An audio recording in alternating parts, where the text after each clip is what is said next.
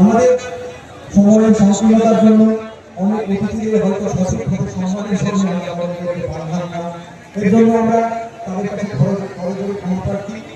মাননীয় অধিকারী চৌধুরী ফেরদৌসানি মাননীয় অধিকারী মহাশয়ের নেতৃত্বে আর অন্যান্য অতিথিবর্গ মাঠের মধ্যে যাচ্ছেন। তারা আর কিছুক্ষণের মধ্যে মাঠে পদার্পণ করলে আমরা মূল খেলায় আমাদের মঞ্চের সামনে যে সমস্ত দর্শকবৃন্দ আছে তাদের অনুরোধ করবো মঞ্চের সামনেটা ফাঁকা করে দেবে।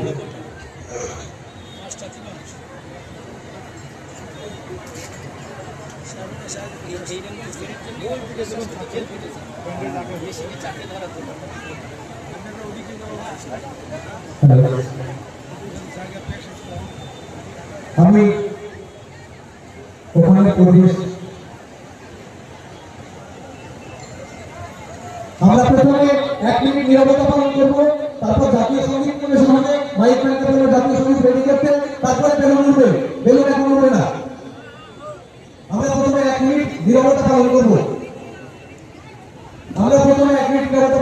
সকলকে এক লাইনে দাঁড়াতে হবে। যারা অতিথি আছে প্লেয়ারদের সঙ্গে এক লাইনে দাঁড়িয়ে